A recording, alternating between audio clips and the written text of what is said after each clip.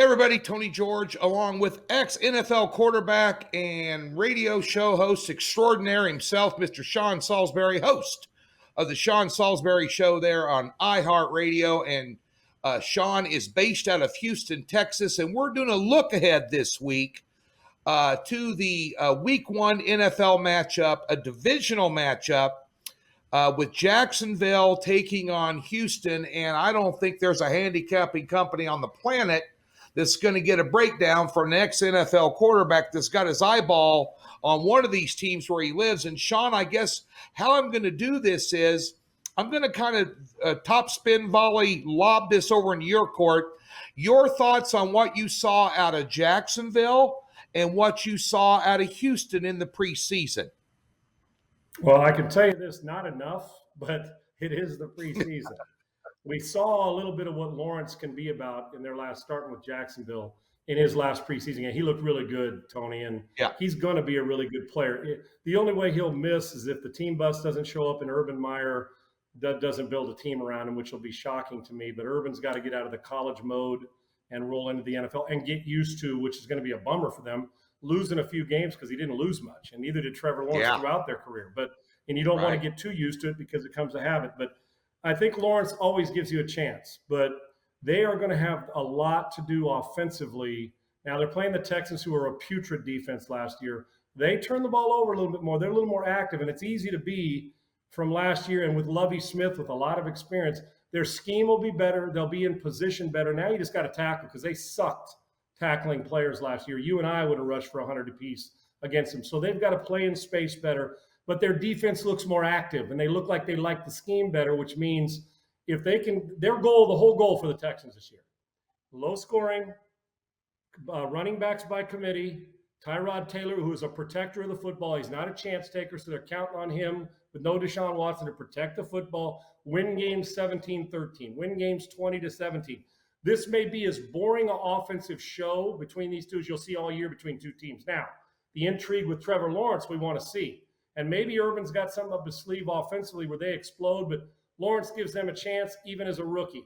And I think they're going to be better, obviously, if they improve 3 or 4 games from the one win last year and it was 17 games.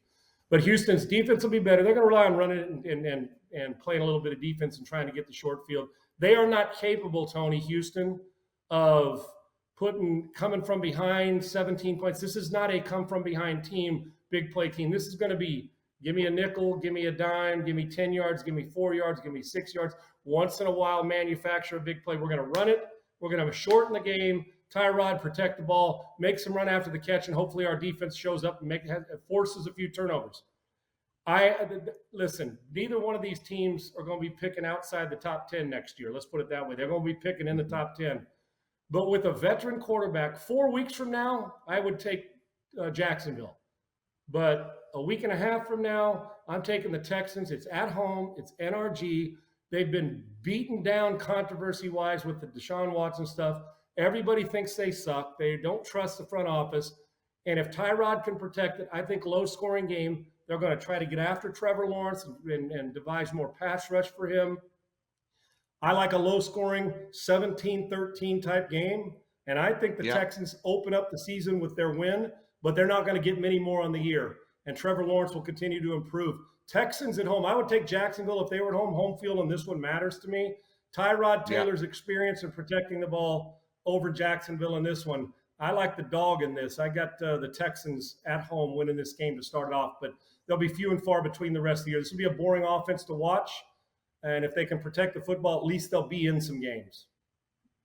Well, I agree with you on 2 fronts here. My pick in this game is the under 45. I'm with you. This has got 13-10, 17-14 written all over it. I think it's almost a coin flip on the side.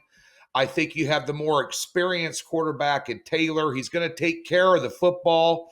I think that's something that Trevor Lawrence may have an issue with, at least out of the gate. Sean, you've been from USC to the NFL to Canada.